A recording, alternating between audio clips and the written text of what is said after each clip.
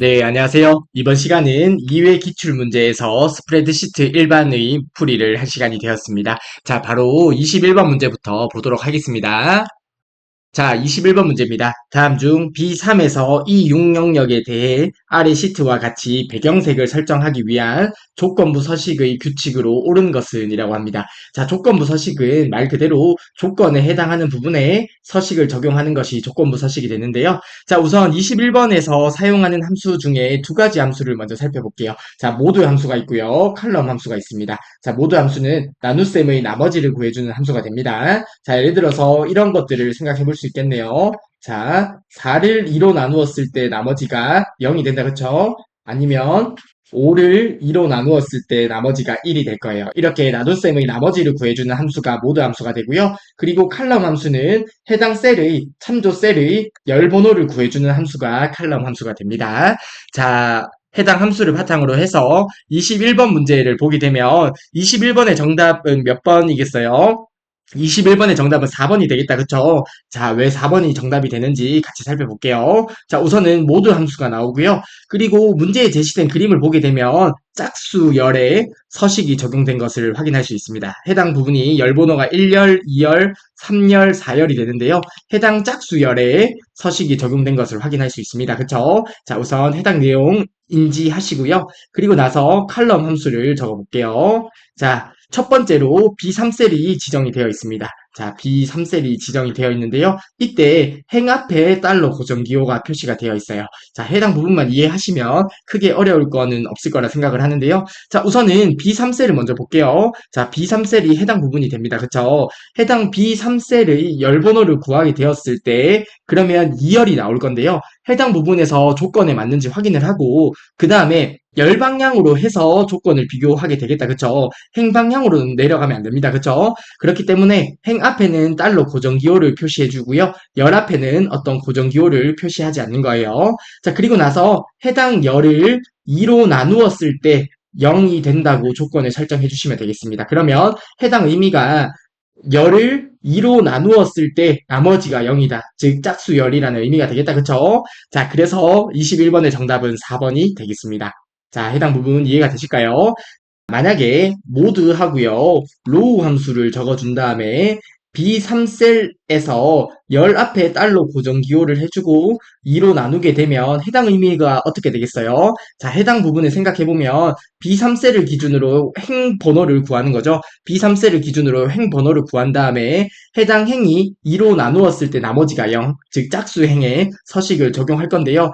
이때는 행에 대해서 조건을 비교할 때는 행만 바뀌면 되고 열은 고정이 되면 된다. 그쵸? 자, 이렇게 서식을 적용하게 되면 B3셀을 기준으로 해서 조건에 맞지 않죠? 그리고 네 번째 행에서는 조건에 맞기 때문에 서식이 이렇게 적용이 될 거고요. 그리고 서식이 이렇게 적용이 되겠네요. 자, 해당 부분 1회 기출문제에서도 조건부 서식 관련 문제를 풀어보았었는데 크게 어려움이 없을 거라 생각을 하고요. 21번 문제의 정답은 4번이 되겠습니다. 그래도 해당 조건부 서식 문제를 간단하게 저희가 엑셀을 통해서 실습을 진행해 보도록 하겠습니다. 네, 21번의 조건부 서식 문제를 간단하게 엑셀을 통해서 실습을 해보겠습니다. 자, 문제와 동일한 데이터가 있는데요. 자, 문제 보게 되면 B3에서 E6 영역이라고 하네요. 자, 해당 영역에 대해서 조건부 서식을 적용해 보겠습니다. 자, 이를 위해서 해당 부분 범위 지정하고요. 리본 메뉴 상단에 조건부 서식이라고 있습니다. 해당 조건부 서식 클릭한 다음에 새 규칙을 클릭해 보겠습니다. 그리고 수식을 사용하여 서식을 지정할 셀 결정을 클릭하고요. 해당 부분에 조건부 서식에 적용할 조건을 작성해 보도록 하겠습니다. 자, 문제에 제시된 것처럼 우선 모드 함수를 적어주고요. 그리고 나서 컬럼 함수를 적어준 다음에 B3셀을 지정해 주시면 되겠다. 그쵸? 해당 B3셀 클릭할게요. 그리고 F4키를 눌러서 행 앞에는 달러 고정기호를 표시해 주고요. 열 앞에는 달러 고정기호를 빼주도록 하겠습니다. 왜냐하면 해당 B3셀을 우선 조건을 확인한 다음에 그 다음에 행 밑으로 내려가면서 비교할 필요가 없고 열 방향으로 이동하면서 조건을 비교하면 되기 때문이다. 그쵸? 문제 보게 되면 열 단위로 조건부 서식이 적용된 것을 확인할 수 있습니다. 그쵸? 자, 이렇게 B3셀을 기준으로 열 번호를 구하고 해당 부분에서 2로 나누었을 때 나머지가 0, 즉 해당 의미가 짝수열이 되겠다. 그쵸? 자, 해당 조건을 적어 주었고요. 해당 조건을 만족했을 때 적용할 서식을 아래쪽에서 설정을 하도록 하겠습니다. 배경색을 노랑으로 설정하면 되겠네요. 자, 채우기로 들어가서 배경색 노랑으로 설정을 하도록 하겠습니다. 확인 버튼 눌러주시고요. 확인 버튼 누르도록 하겠습니다. 자, 그러면 문제에 제시된 내용에 맞게 이렇게 짝수열 부분에만 조건부 서식이 잘 적용된 것을 확인할 수 있습니다. 네, 다음으로 22번 문제 보도록 하겠습니다. 다음 중 데이터 정렬 기능에 대한 설명으로 옳지 않은 것은 이라고 하네요. 자, 저희가 파트 1에서 정렬에 대해서 학습을 했었다. 그쵸? 관련 개념을 간단하게 살펴보도록 하겠습니다.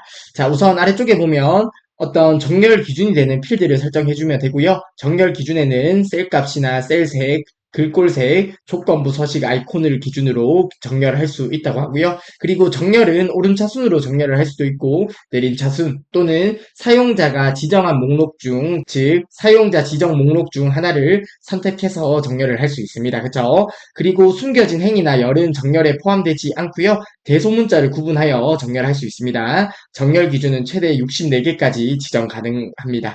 자, 해당 부분 파트 1에서 학습했던 거 기억나시죠? 자, 우선 해당 부분 기억하시고요. 자, 22번 문제 바로 보도록 할게요. 보기 1번부터 보도록 하겠습니다. 정렬은 기본적으로 행 단위가 아닌 열 단위로 정렬한다고 하는데요. 보기 1번부터 잘못되었네요. 자, 정렬은 기본적으로 행 단위, 즉 위쪽에서 아래쪽으로 정렬하는 것이 기본이 됩니다. 그쵸? 그렇기 때문에 보기 1번이 잘못된 설명이 되겠습니다. 자, 예를 들어서 어떤 데이터가 있다고 가정을 해볼게요. 해당 부분에서 자, 어떤 데이터가 있다고 가정하고 4, 3, 2, 7, 9, 10 이런 식으로 데이터가 있다고 했을 때 자, 그러면 다른 부분에도 어떤 데이터들이 있을 거잖아요. 그쵸? 자, 이렇게 데이터가 있을 건데요. 자, 해당 필드를 기준으로 해서 오름차순 정렬을 하려고 합니다. 그러면 자, 2가 제일 낮기 때문에 가장 위쪽에 올 건데요. 자, 해당 행이 이렇게 위쪽으로 오게 되고요. 그리고 두 번째 행, 3이 있는 두 번째 행은 그대로 두 번째 위치에 있겠네요. 그리고 세 번째 행, 4가 있는 세 번째 행이 이렇게 세 번째로 위치할 거예요. 그래서 정렬은 기본적으로 위쪽에서 아래쪽으로 행 단위로 정렬이 되는 거예요. 그렇기 때문에 보기 1번에서는 열 단위로 정렬을 하는 것이 기본이라고 하는 부분이 잘못된 설명이 되겠습니다. 따라서 22번의 정답은 1번이 되겠고요. 다음으로 보기 2번입니다. 원칙적으로 숨겨진 행위나 열에 있는 데이터는 정렬에 포함되지 않는다고 했죠. 자, 해당 부분 맞는 설명이 되겠고요. 사용자 지정 목록을 정렬 기준으로 사용을 할 수 있습니다. 보기 2번도 맞는 설명이 되겠습니다. 자, 사용자 지정 목록 중에 정렬을 할 수 있습니다. 보기 3번입니다. 영문자는 대소문자를 구분하여 정렬할 수 있습니다. 그쵸? 대소문자를 구분하여 정렬할 수 있고요. 셀값, 셀색, 글꼴색, 아이콘을 기준으로 정렬할 수 있다고 했습니다. 자, 정렬 기준에서 셀값이나 셀색, 글꼴색, 조건부 서식, 아이콘을 기준으로 정렬을 할 수 있습니다. 따라서 보기 3번도 맞는 설명이 되겠고요. 다음으로 보기 4번입니다. 빈 셀은 오름차순, 내림차순 정렬 방법에 상관없이 항상 가장 마지막으로 정렬된다고 하는데요. 해당 부분도 맞다, 그쵸? 자, 해당 부분도 저희가 파트 1에서 학습했던 내용인데요. 간단하게 리뷰를 해볼까요? 자, 오름차순과 내림차순이 있습니다. 자, 오름차순과 내림차순 4, 3, 2, 1이 있을 때 오름차순으로 정렬하면 1, 2, 3, 4가 된다. 그쵸? 갈수록 올라가는 것이 오름차순이고요. 4, 3, 2, 1처럼 이렇게 내려가 있는 것이 내림차순이 됩니다. 그쵸? 자, 그러면 오름차순일 때 먼저 보게 되면 오름차순일 때만 확실히 기억하면 내림차순은 반대겠다. 그쵸? 자, 숫자가 먼저 나오고요. 그런 다음에 문자가 나오게 되고요. 논리값, 오류값이 나옵니다. 그리고 마지막에 빈셀이 있게 되고요. 내림차순일 때는 오류값이 먼저 나오고요. 논리값 나오고요. 그 다음에 문자가 나오고요. 그 다음에 숫자가 나오고 동일하게 마지막에 빈셀이 위치하게 됩니다. 자, 오름차순, 내림차순일 때 동일하게 빈셀은 가장 마지막에 정렬된다는 내용 기억해 주시면 되겠습니다.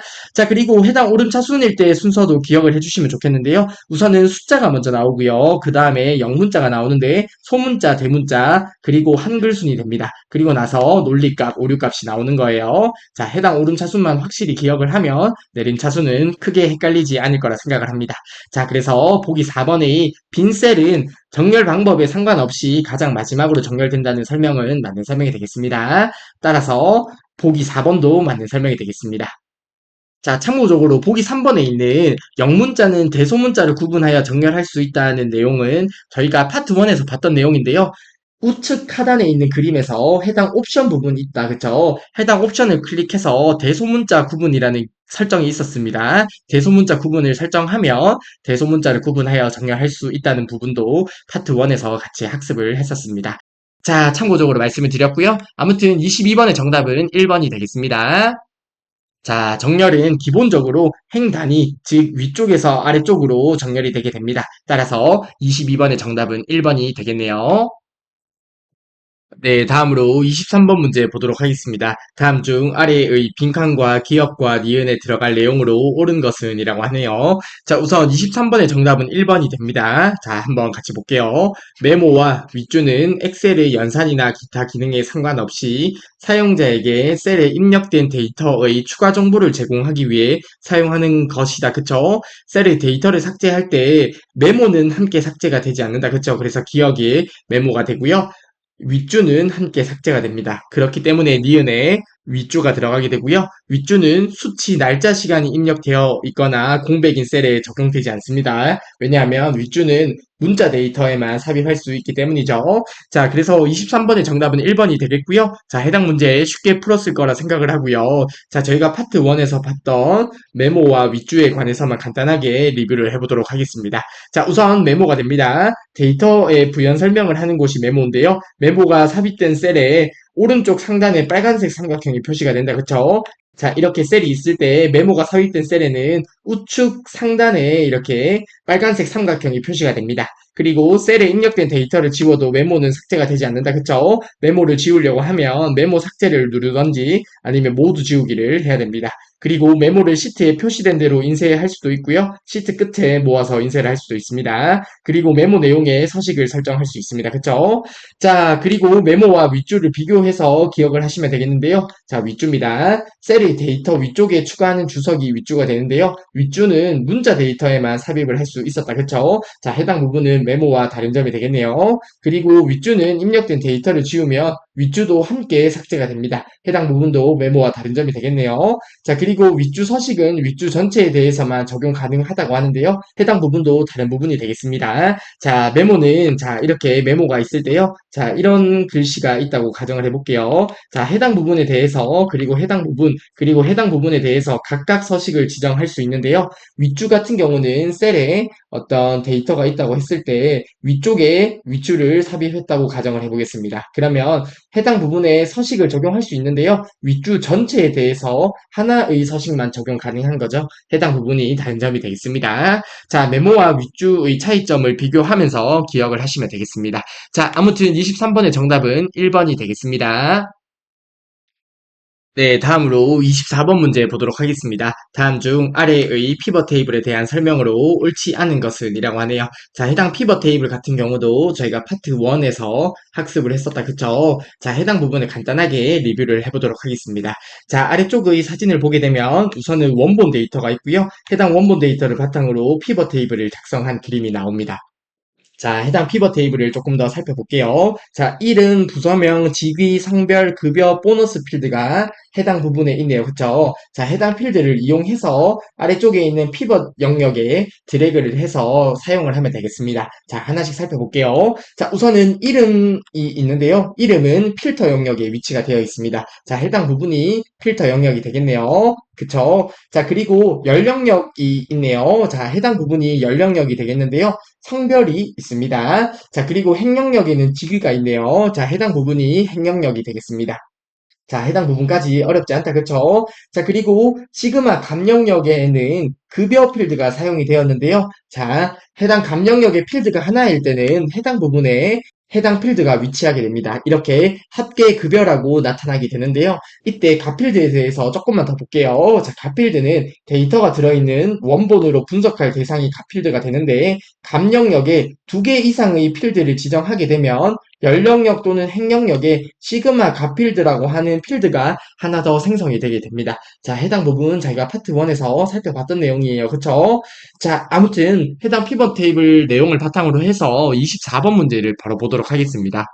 자, 피벗 테이블 관련 문제가 되겠는데요. 자, 우선은 아래쪽에 나타난 피벗 테이블 그림을 보게 되면 부서명이라고 하는 필드가 필터 영역, 해당 부분이 필터 영역에 사용되었음을 알 수 있고요. 그리고 행 영역과 열 영역을 찾아보려고 하는데요. 이때 이런 화살표를 기준으로 생각을 해주시면 됩니다. 자, 그러면 해당 부분이 열 영역이 되겠습니다. 자, 해당 부분이 열 영역이 되겠고요. 열 영역에는 성명 필드가 사용된 것 같네요. 그리고 해당 열 영역을 기준으로 해서 왼쪽 부분에 있는 것이 행 영역이라 생각을 하시면 되는데요. 자, 우선은 쥐기 필드가 행 영역에 사용된 것처럼 보입니다. 그쵸? 자, 그리고 나서 감 영역을 보게 되면, 자, 감 영역에 보게 되면 기본급이 있고 직급수당이 있습니다. 기본급이 있고요. 그리고 직급수당 필드가 사용된 것처럼 보이네요.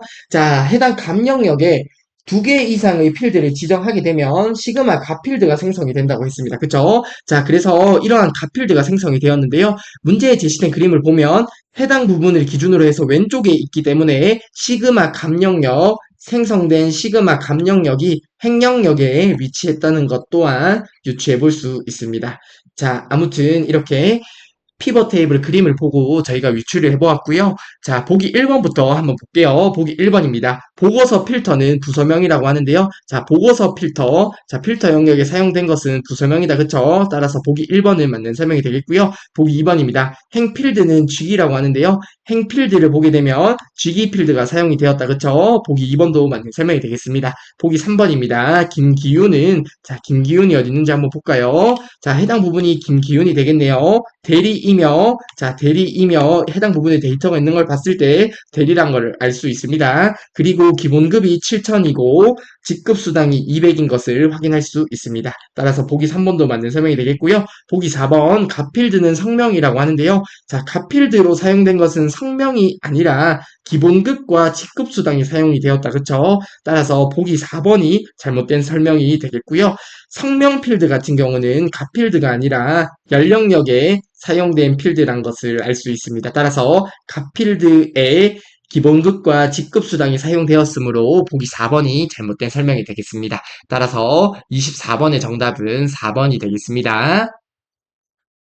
네, 다음으로 25번 문제 보도록 하겠습니다. 다음 중 고급 필터 실행을 위한 조건 지정 방법에 대한 설명으로 옳지 않은 것은 이라고 하네요. 자, 고급 필터 관련 문제가 나왔는데요. 해당 부분도 저희가 파트 1에서 학습했던 내용입니다. 그쵸? 관련 개념을 간단하게 리뷰를 하고 바로 문제를 보도록 할게요. 자, 필터에서 저희가 자동 필터를 배웠고요. 고급 필터를 배웠습니다. 그쵸? 자동 필터는 자동 필터 목록 단추를 이용하여 쉽고 빠르게 필터 조건을 설정할 수 있고요. 두 개 이상의 필드에 조건이 설정된 경우에 AND 조건만 설정이 가능한 것이 자동 필터가 됩니다. 즉 이렇게 엑셀에 원본 데이터가 있다고 가정을 하고요. 해당 열에서 1열, 2열, 3열, 4열, 5열의 데이터가 있다고 가정했을 때 2열과 4열의 필터를 설정하면 AND 조건으로 설정된다는 내용이 되겠고요. 다음으로 고급 필터입니다. 자, 고급 필터 같은 경우에 자동 필터에 비해서 복잡한 조건을 사용할 때 고급 필터를 사용하게 되고요. 고급 필터는 두 개 이상의 필드에 AND나 OR로 조건 설정이 가능합니다. 자, 해당 부분 당연히 기억하셔야겠다. 그렇죠? 그리고 고급 필터 조건 작성 시에 AND 조건과 OR 조건을 모두 사용할 수 있다고 했는데요. AND는 같은 행, OR은 다른 행에 작성해 주시면 됩니다. 자, 해당 부분 암기 팁 알려드렸다. 그렇죠? 자, AND, OR로 3, 3으로 이렇게 기억을 하시면 되겠습니다. AND는 같은 행에 있고요. OR은 다른 행에 이렇게 위치를 합니다. 그쵸? 자, 그리고 고급 필터 조건에 수식을 작성할 때 조건의 필드명은 원본 데이터의 필드명과 다르게 입력하거나 생략을 해야 됩니다. 자, 해당 부분들 당연히 지금쯤 알고 있으실 거라 생각을 합니다.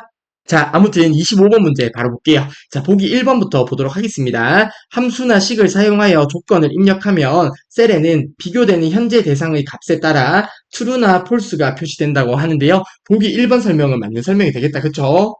왜냐하면 함수나 식을 사용하여 조건을 입력한다는 의미가 수식을 사용한다는 의미가 되잖아요. 자, 예를 들어서 B3셀이 뭐 700보다 크거나 같다 이런 식으로 조건을 설정하게 될 텐데 자 이렇게 수식을 사용하는 경우에 조건을 만족하는지 안 하는지에 따라서 true나 false가 표시가 됩니다. 그쵸?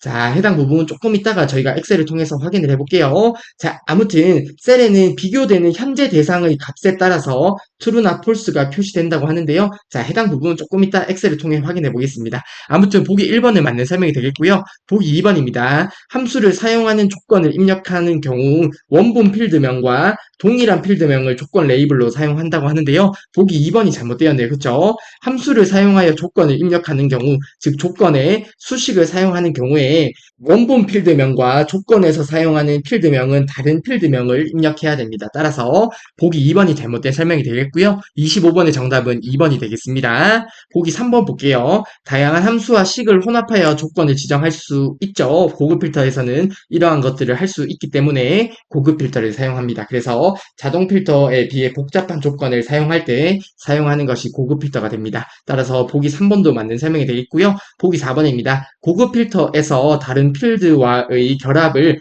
or 조건으로 지정하려면 조건을 다른 행에 입력하면 된다. 그쵸? 자, and or이라고 했습니다. 자, or 같은 경우는 이렇게 조건을 다른 행에 입력을 해주시면 됩니다. 따라서 보기 4번도 맞는 설명이 되겠고요. 자, 25번의 정답은 2번이 되겠습니다. 자, 고급 필터 조건에 수식을 작성할 때 조건의 필드명을 원본 데이터의 필드명과 다르게 입력을 해야 됩니다. 따라서 25번의 정답은 2번이 되겠고요. 자, 고급 필터 관련해서 보기 1번의 내용만 간단하게 저희가 엑셀을 통해서 확인을 해보도록 하겠습니다. 네, 고급 필터 관련 문제를 하나 풀어보려고 하는데요. 자, 해당 부분에 보면 입고 일자의 연도가 2021년이거나 이거나면 5월로 조건을 설정하면 되겠네요. 대여료가 4천 이상인 데이터의 DVD 코드 입고 일자 대여료 필드를 결과로 표시를 하려고 합니다. 자, 해당 문제 하나만 풀어볼게요. 자, 우선은 저희가 결과로 표시할 해당 필드를 먼저 선택을 해서 붙여넣기를 하겠습니다. 자, DVD 코드 클릭하고요. 그리고 나서 컨트롤 키 누르고 입구 일자를 클릭하면 떨어진 범위에 대해서 범위 지정을 할 수 있습니다. 그리고 대여료도 클릭을 하고요. 컨트롤 C로 복사를 한 다음에 아무 곳에 컨트롤 V로 붙여넣기를 해보도록 하겠습니다. 그러면 저희가 결과로 표시할 필드를 우선은 설정을 했고요. 그리고 조건을 설정해 보려고 하는데요. 자, 우선은 입고 일자의 연도에 대해서 조건을 설정해 볼게요. 자, 조건 1번이라고 적고요. 그리고 대여료에 대해서 조건 2번이라고 적어보도록 하겠습니다. 그리고 나서 입고 일자의 연도가 2021년이라는 조건을 작성해 보도록 하겠습니다. 자, 해당 부분에 등호를 적어주고요. 그리고 나서 연도를 추출하는 이어 함수 적어주고요. 해당 고급 필터에서 조건을 비교할 첫 번째 데이터를 선택해 주시면 되겠습니다. 자, 해당 부분 선택해 주시고요. 해당 부분의 데이터가 2021년이거나 자 이렇게 조건을 설정해 주시면 되겠다. 그쵸? 자, 입고 일자에서 연도를 추출한 것이 2021년인지를 확인하는 조건이에요. 자, 엔터 버튼 누르도록 하겠습니다. 자, 그러면 폴스가 나오는데요. 자, 보기 1번의 내용이 이 내용입니다. 조건을 입력하면 셀에는 비교되는 현재 대상, 첫 번째로 비교되는 첫 번째 대상에 대해서 true 또는 false가 표시된다는 의미가 이런 의미가 되겠습니다. 자, 해당 데이터는 첫 번째로 비교하는 데이터에 대해서 결과가 나타나는 것일 뿐 크게 의미가 있는 데이터는 아닙니다. 그리고 조건을 보면 5월 조건이다. 그쵸? 그러면 조건을 다른 행에 적어주시면 되겠습니다. 자, 해당 부분에서 조건을 작성해 볼게요. 자, 이번에는 대여료가 4천 이상이네요. 자, 해당 대여료가 있는 첫 번째 데이터를 클릭해 주시고요. 자, 해당 부분에서 크거나 같다 4천을 지정해 주시면 되겠습니다. 자, 그러면 저희가 고급 필터에서 사용할 조건을 모두 설정한 게 되겠고요. 고급 필터만 한번 수행을 해보도록 하겠습니다. 자, 해당 원본 데이터가 있는 곳에서 아무 곳이나 셀을 클릭한 다음에 리본 메뉴 상단의 데이터 탭으로 들어가시고요. 데이터 탭에서 고급 필터를 클릭해 주시면 되겠습니다. 다른 장소에 복사를 할 거다. 그쵸? 다른 장소에 복사 클릭해 주시고요. 조건 범위, 저희가 설정한 조건 범위를 설정한 다음에 결과를 표시할 해당 범위를 지정해 주시면 되겠습니다. 이렇게 설정하고 확인 버튼 눌러보도록 하겠습니다. 자, 그러면 입고 일자가 있는 곳이 열의 너비가 좁다 보니까 이렇게 표시가 되는데요. 자, 열의 너비를 늘려볼게요. 자, 그러면 해당 조건에 맞는 결과가 이렇게 잘 표시가 된 것을 확인할 수 있습니다. 그쵸? 자, 입고 일자가 2021년이거나 해당 데이터들과 대여료가 4천 이상인 데이터도 이렇게 표시가 되는 것을 확인할 수 있습니다. 자, 아무튼 보기 1번의 내용을 확인하기 위해서 고급 필터 문제를 풀어보았는데요. 저희가 조건을 작성할 때 이렇게 true 또는 false가 표시되는 것은 비교되는 현재 대상의 값이 true 또는 false로 표시가 될 뿐, 즉, 첫 번째로 비교하는 해당 데이터에서 논리값이 표시될 뿐 크게 의미가 있는 것은 아닙니다. 자, 아무튼 이렇게 비교되는 현재 대상의 값에 따라서 논리값이 표현이 되기 때문에 보기 1번의 설명은 맞는 설명이 되었습니다. 아무튼 고급 필터 문제를 풀어보았고요. 다음으로 26번 문제 보도록 하겠습니다. 네, 다음으로 26번 문제입니다. 자, 26번 문제에 보면 HLOOKUP 함수와 VLOOKUP 함수가 사용되어 있네요. 자, HLOOKUP 함수 보면 가로 참조 기억해 주시면 되고요. 그리고 VLOOKUP 함수 같은 경우는 세로 참조 함수가 되겠다, 그쵸? 자, 해당 부분 기억하실 거라 생각을 합니다. 자, 당연히 기억하고 있으셔야 돼요. 자, 해당 함수 간단하게 살펴볼게요. 자, 우선 첫 번째 인수로 기준 셀이 나오네요. 자, 기준 셀이 차지값이 된다. 그쵸? 그리고 참조 범위가 나옵니다. 해당 참조 범위의 첫 행에서 찾으려는 값, 기준 셀이 되겠습니다. 찾으려는 값을 검색해 지정한 행 번호가 되겠네요. 지정한 행에서 값을 반환하는 것이 HLOOKUP 함수고요. VLOOKUP 함수는 기준 셀, 즉 차지값이 나오고요. 참조 범위가 나옵니다. 참조 범위의 첫 열에서 찾으려는 값을 검색해서 지정한 열 번호가 되겠습니다. 지정한 열에서 값을 반환하는 함수가 VLOOKUP 함수가 됩니다.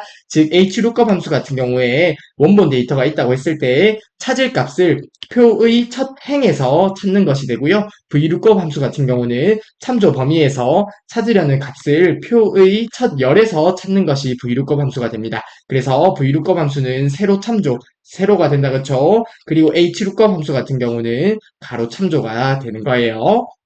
자, 아무튼 26번 문제 보도록 하겠습니다. 다음 워크시트에서 아래의 수당 기준표를 이용하여 자, 수당 기준표가 여기 있네요.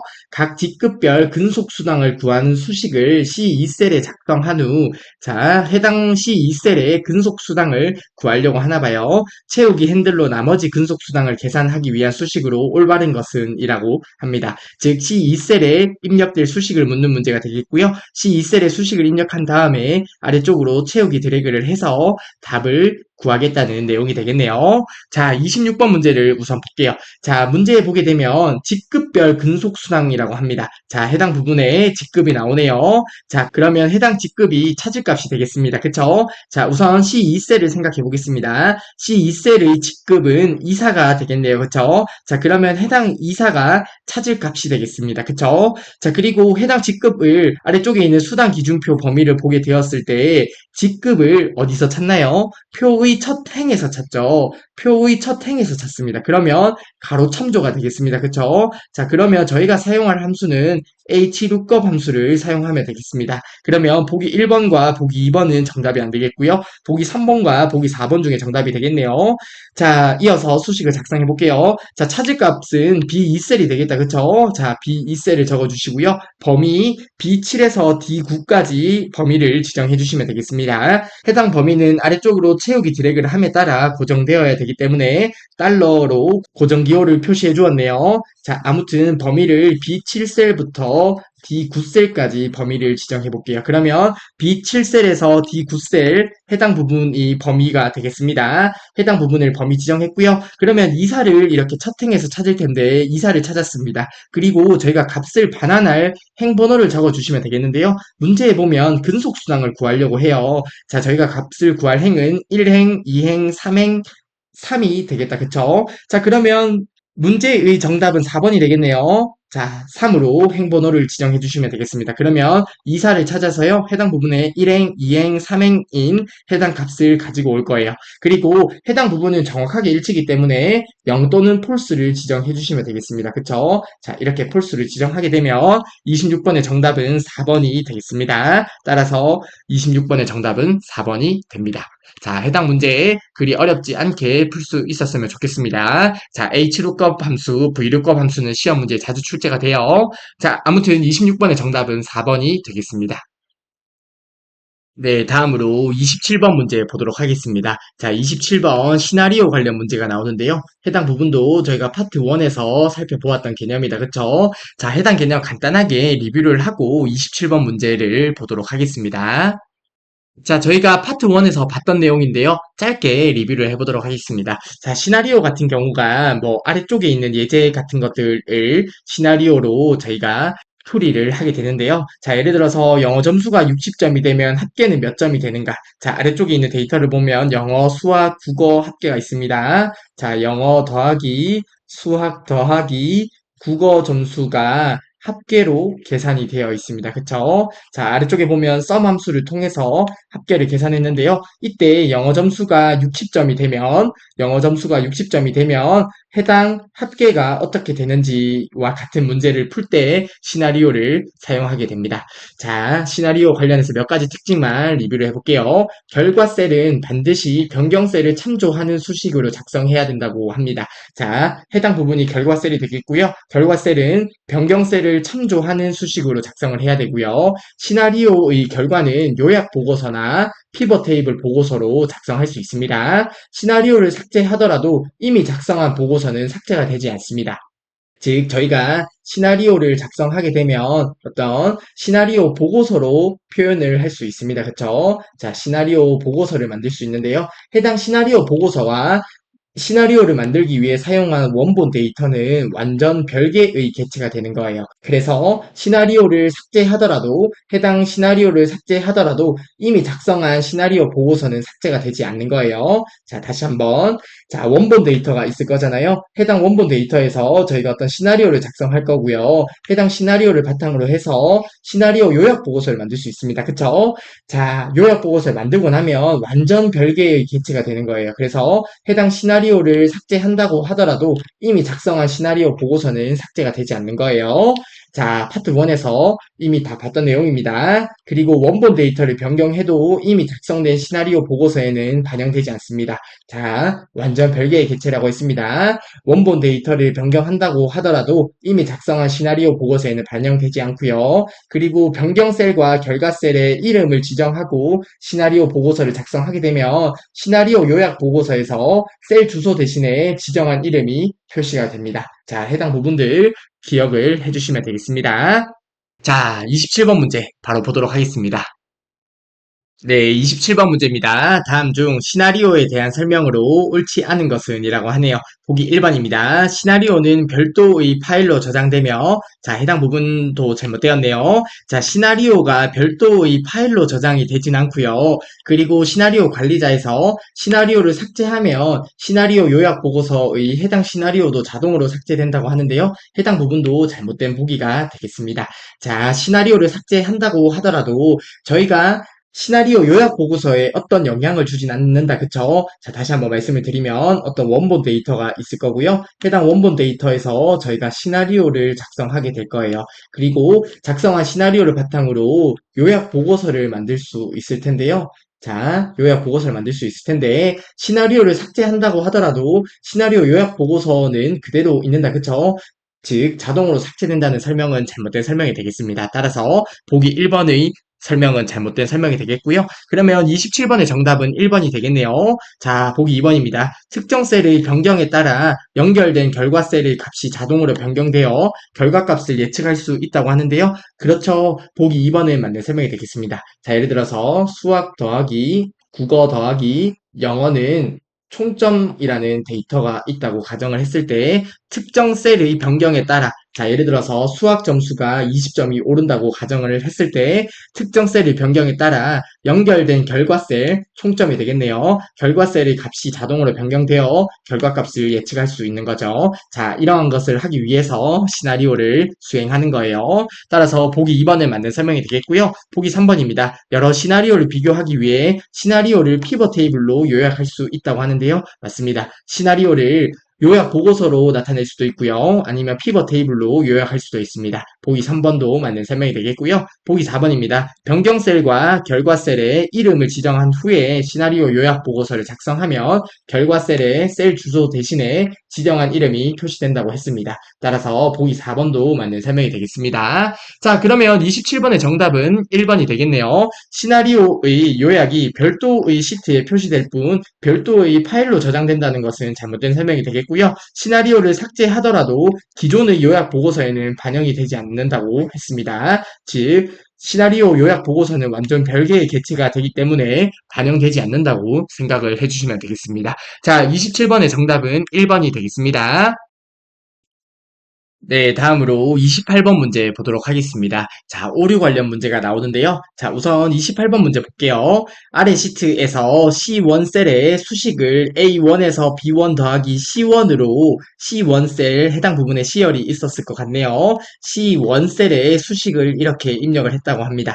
자, 이때 발생하는 오류에 대해서 묻는 문제가 되겠네요. 자, 28번의 정답은 4번이 되겠는데요. 순환 참조 경고가 되겠습니다. 자, 순환 참조 경고는 수식이 있는 셀 자신을 참조하는 경우 발생하는 오류가 순환 참조 경고가 됩니다. 즉, 해당 C1셀에 A1 더하기 B1 더하기 C1셀을 수식으로 입력을 한 거죠. 그러면 해당 C1셀에 입력될 값이 A1셀, 그리고 B1셀, 그리고 C1셀을 더하는 거죠. 그래서 수식이 있는 셀 자신을 참조하는 경우에 순환 참조 경고가 발생하게 됩니다.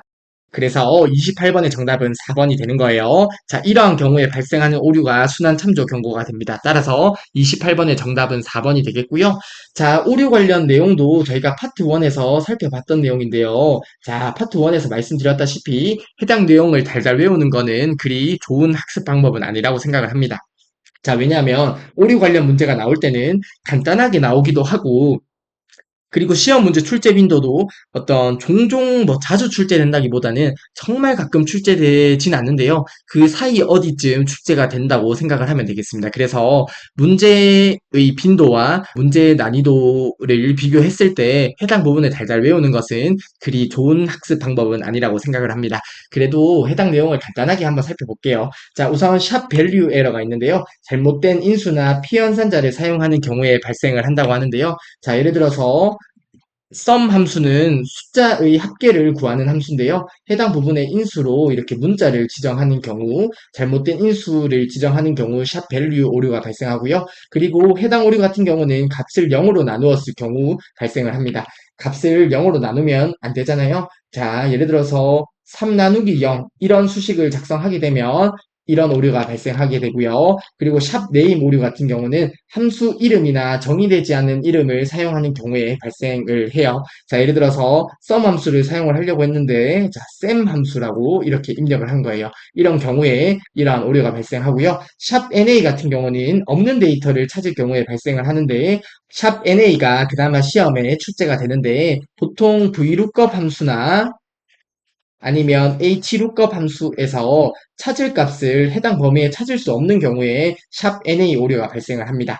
그리고 해당 오류 같은 경우는 숫자가 필요한 곳에 잘못된 값을 지정하는 경우에 발생을 한다고 하는데요. 자, 예를 들어서 sqrt라고 하는 제곱근을 구하는 함수가 있다고 했을 때 인수로 음수를 지정하는 거예요. 자, 루트 안에는 양수만 들어갈 수 있는데 음수를 지정함에 따라서 해당 오류가 발생하게 되고요. 그리고 ref 함수 같은 경우는 레퍼런스가 된다. 그쵸? 유효하지 않은 셀 참조를 지정한 경우에 발생하는 오류입니다. 자, 아무튼 오류 관련 그렇게 달달 외울 필요는 없을 것 같은데 굳이 외우자고 하면 샵 NA 정도 그리고 순환 참조 경고 정도 봐주시면 좋을 것 같고요. 그리고 해당 오류도 기억을 해주시면 좋을 것 같습니다. 그리고 나머지는 뭐 그렇게 달달 외우는 것은 그리 효율적인 방법은 아니라고 생각을 합니다. 자, 아무튼 28번의 정답은 4번이 되겠습니다. 네, 다음으로 29번 문제 보도록 하겠습니다. 다음 중 날짜 시간 데이터를 입력하는 방법에 관한 설명으로 틀린 것은 이라고 하네요. 자, 저희가 파트 1에서 살펴봤던 내용인데요. 날짜 시간 데이터 당연히 아실 거라 생각을 하지만 파트 1에서 봤던 내용을 간단하게 리뷰를 해보겠습니다. 날짜와 시간이 같은 셀에 입력할 때 날짜 뒤에 한 칸 띄우고 시간을 입력하면 됩니다. 그리고 날짜는 하이픈이나 슬래시를 이용해서 구분을 할 수 있다. 그쵸? 그리고 시간은 콜론을 이용해서 구분을 할 수 있습니다.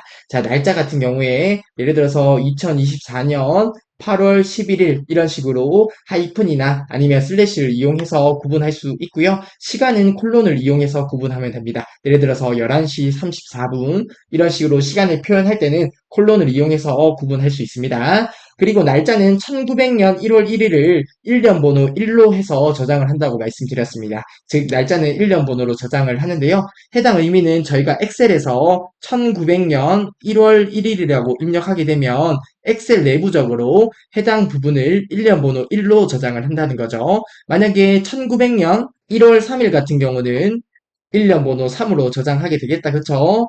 자, 아무튼 해당 내용도 당연히 아실 거라 생각을 하고요. 그리고 날짜의 연도를 두 자릿수로 입력하게 되면 0에서 29까지는 2000년대로 인식을 하고요. 30에서 99까지는 1900년대로 인식을 하게 됩니다. 그리고 컨트롤 누르고 세미콜론 누르게 되면 오늘 날짜가 입력이 되고요. 컨트롤 쉬프트 세미콜론을 누르면 현재 시간이 입력됩니다. 자, 해당 부분도 당연히 기억을 해주시면 되겠습니다.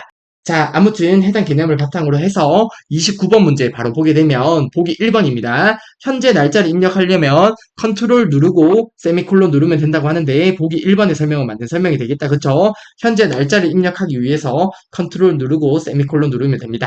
보기 2번 현재 시간 입력하려면 컨트롤 쉬프트 세미콜론 누르면 된다. 그쵸? 보기 2번도 맞는 설명이 되겠습니다. 자, 보기 3번 시간을 입력할 때는 슬래시나 하이픈을 사용을 한다고 하는데요. 자, 해당 부분이 잘못된 설명이 되겠네요. 자, 슬래시나 하이픈 같은 경우는 날짜를 구분할 때 사용을 하고요. 시간 같은 경우는 콜론을 이용해서 구분을 하게 됩니다. 그쵸? 자, 11시 34분처럼 이렇게 시간을 구분할 때는 콜론을 사용하는 거예요. 따라서 29번의 정답은 3번이 되겠고요. 보기 4번입니다. 서식에 AM이나 PM이 있으면 시간을 12시간제로 나타내는 것이라고 하는데요. 자, 해당 부분은 당연히 상식적인 내용이 되겠다. 그쵸? AM이나 PM이 있으면, 자, 예를 들어서 11시 AM, 11시 PM이라고 하면, 자, 해당 부분은 오후 11시, 해당 부분은 오전 11시가 된다. 그쵸? 자, 그래서 시간을 00에서 12까지 해서 12시간제로 나타낸 것이라는 설명은 맞는 설명이 되겠습니다. 자, 아무튼 29번의 정답은 3번이 되겠네요. 자, 정말 이런 문제 틀리면 안 됩니다. 자, 29번의 정답은 3번이 되겠고요. 시간은 콜론을 이용해서 구분을 하게 됩니다. 따라서 29번의 정답은 3번이 되겠습니다. 네, 다음으로 30번 문제 보도록 하겠습니다. 다음 중 아래 그림과 같이 왼쪽 차트를 수정하여 오른쪽 차트로 변환하였다고 하네요. 변환과 관련된 설명으로 옳지 않은 것은 이라고 합니다. 즉, 왼쪽에 있는 차트에서 오른쪽에 있는 차트로 변경을 하였는데요. 이때 변환과 관련된 설명으로 옳지 않은 것을 고르는 문제가 되겠습니다. 자, 보기 1번부터 바로 볼까요? 수량 계열이 차트 종류를 변경하였다고 하네요. 자, 왼쪽에 있는 차트를 보게 되면 수량 계열이 해당 부분이 되겠는데요. 수량 계열을 표식이 있는 꺾은선형으로 바꾼 것을 확인할 수 있습니다. 그쵸? 따라서 보기 1번의 설명은 맞는 설명이 되겠습니다. 수량 계열의 차트 종류를 바뀌었네요. 자, 보기 2번입니다. 기본 세로축의 주눈금선을 없앴다고 하는데요. 보기 2번도 맞는 설명이 되겠습니다. 자, 왼쪽에 있는 차트를 보게 되면 해당 부분이 기본 세로축의 주눈금선이 되겠는데요. 해당 부분이 오른쪽 차트에는 없는 것을 확인할 수 있습니다. 그쵸? 따라서 보기 2번의 설명도 맞는 설명이 되겠습니다. 다음으로 보기 3번입니다. 보조축으로 총액 계열을 사용하였다고 하는데요. 자, 해당 문제를 보게 되면 보기 3번이 잘못된 보기인 것 같습니다. 자, 해당 여름이 있는 곳을 보게 되면 대략 한 700 정도 될 것 같은데요. 해당 여름을 보게 되면 대략 한 700 정도 될 것 같네요. 그쵸? 즉, 보조축으로 사용한 것은 총액 계열이 아니라 수량 계열인 것을 확인할 수 있습니다. 따라서 보기 3번의 설명이 잘못된 설명이 되겠고요. 30번의 정답은 3번이 되겠네요. 자, 보기 4번입니다. 기본 세로축의 주 단위를 500으로 설정하였다고 하는데요. 자, 오른쪽에 있는 차트를 보게 되면 해당 부분이 기본 세로축의 주 단위가 된다. 그쵸? 자, 차이를 보게 되면 500으로 설정이 되어 있는 것을 확인할 수 있습니다. 그쵸? 따라서 보기 4번의 기본 세로축의 주 단위를 500으로 설정하였다는 설명은 맞는 설명이 되겠습니다. 따라서 30번의 정답은 3번이 되겠네요. 자, 이런 문제도 틀리면 안 되는 문제가 되겠다. 그쵸? 자, 30번의 정답은 3번이 되겠습니다.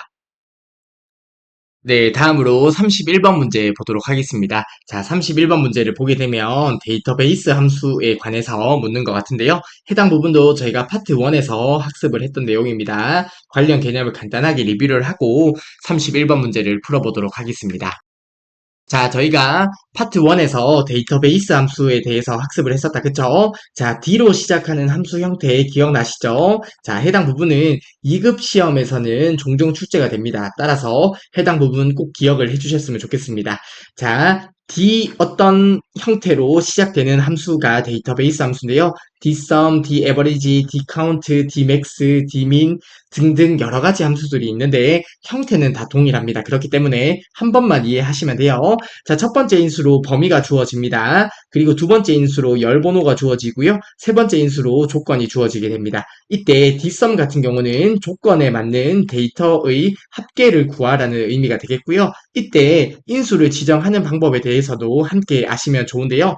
자, 우선은 범위가 있는 부분을 보면 필드 제목과 데이터를 포함하는 전체 데이터베이스 범위를 지정해 주시면 됩니다. 이때 필드 제목을 같이 범위로 지정해 주셔야 돼요. 자, 그리고 열 번호입니다. 계산을 수행하고자 하는 필드의 번호를 지정해 주시면 돼요. 필드의 번호 대신, 즉, 열 번호 대신에 필드명의 주소를 지정해도 된다고 했습니다. 자, 해당 부분도 함께 기억해 주시고요. 세 번째로 조건을 볼게요. 필드명과 조건으로 구성되는 범위라고 합니다. 이때 조건을 지정할 때 필드명을 반드시 같이 지정을 해주셔야 돼요. 자, 해당 개념 꼭 기억을 해주시고요. 아래쪽에 있는 예제만 이해하면 해당 개념은 이해했다고 생각을 하시면 될 것 같아요. 자, 통계학과 학생의 수학 점수 합계를 계산해 볼게요. 저희가 파트 1에서 봤던 문제이니까 간단하게 바로 보도록 하겠습니다. 자, 합계이기 때문에 dsum 함수를 적어주고요. 범위 지정할 때 필드 제목을 포함한 범위, 즉 A1에서 D9셀까지 범위 지정을 해주시면 될 것 같고요. 그리고 나서 수학 점수의 합계잖아요. 저희가 계산할 열 번호를 지정해 주시면 되겠는데요. 자, 1열, 2열, 3열이 되겠다. 그쵸? 그래서 열 번호를 3으로 지정해 주시면 되겠고요. 조건, 통계학과라는 조건이 있습니다. 그래서 조건은 필드명과 조건을 같이 범위 지정해 주시면 되겠습니다. B1에서 B2까지 해서 조건을 지정해 주시면 됩니다. 이때 열 번호가 들어갈 자리에 열 번호 대신에 필드명의 주소를 입력해도 돼요. 그쵸? 그래서 수학에 있는 C1셀을 입력을 해도 됩니다. 자, 해당 예제 1번만 보고 마무리를 할게요. 자, 예제 1번을 이해하면 데이터베이스 함수는 이해했다고 생각을 하셔도 될 것 같습니다. 자, 아무튼 해당 개념을 바탕으로 해서 31번 문제 바로 보도록 하겠습니다. 자, 다음 중 아래 시트에서 수식을 이렇게 입력을 했다고 하네요. 이때 결과값을 묻는 문제가 되겠습니다. 한번 해당 개념을 같이 보도록 하겠습니다. 자, 우선은 범위가 A1에서 D7셀까지 범위가 주어졌고요. 그리고 계산을 할 열 번호가 4열이네요. 즉, D열이 있는 4분의 2분기에서 계산을 하려고 하는 것 같습니다. 그리고 조건을 보게 되면 부서가 조건이 되겠네요. 해당 부분이 조건이 되겠습니다. 즉, 부서가 영업 일부인이라는 조건이 되겠습니다. 그러면 부서가 영업 일부인 데이터에 대해서 4분의 2분기의 합계를 구해라 이런 의미가 되겠네요. 자, 그러면 영업 일부를 한번 체크해 볼까요? 영업 일부가 있고요. 그리고 영업 일부 이렇게 있네요. 자, 그러면 245를 더해 주고요. 그리고 474를 더해 주고요. 마지막으로 347까지 더하면 되겠습니다. 해당 수식을 계산하게 되면 1066이 나옵니다. 자, 그러면 31번의 정답은 몇 번이 되겠어요? 4번이 되겠다. 그쵸? 자, 데이터베이스 함수 2급 시험에서 종종 출제가 됩니다. 그리고 실기 시험에서도 자주 출제되는 개념이기 때문에 해당 부분 꼭 이해를 하고 넘어가셨으면 좋겠습니다. 자, 아무튼 31번의 정답은 4번이 되겠습니다. 네, 다음으로 32번 문제 보도록 하겠습니다. 매크로 관련 문제가 나오는데요. 저희가 파트 1에서 매크로 관련 개념을 학습했었다, 그쵸? 자, 해당 개념을 간단하게 리뷰를 하고 32번 문제를 보도록 하겠습니다. 자, 매크로 반복되는 작업을 자동화하는 기능이 매크로가 됩니다. 자, 저희가 게임에서 매크로 돌린다고 하는 개념과 비슷하다, 그쵸? 매크로를 기록하는 경우 작업을 완료하는 데 필요한 모든 단계가 매크로 레코더에 기록이 되고요. 단 리본 메뉴에서의 탐색은 기록되지 않습니다. 그리고 기본적으로 매크로 1, 매크로 2와 같이 자동으로 이름이 부여되지만 사용자가 직접 지정할 수 있고요. 그리고 매크로 이름에 공백을 포함할 수 없고요. 그리고 이러한 특수 기호들은 사용을 할 수가 없습니다. 그리고 반드시 첫 글자는 문자로 시작을 해야 됩니다. 자, 해당 매크로 이름 지정하는 것 관련해서는 문제 보기에 종종 출제되기 때문에 꼭 기억을 해주시고요. 자, 오른쪽에 있는 그림을 보게 되면 저희가 엑셀에서 매크로를 기록할 때 화면이 나와 있는데요. 저희가 매크로 기록을 클릭하게 되면 아래와 같은 매크로 기록 대화 상자가 나타나게 됩니다. 해당 부분에서 매크로 이름도 설정할 수 있고요. 매크로 바로가기 키, 즉 단축키도 설정을 할 수 있는 거죠.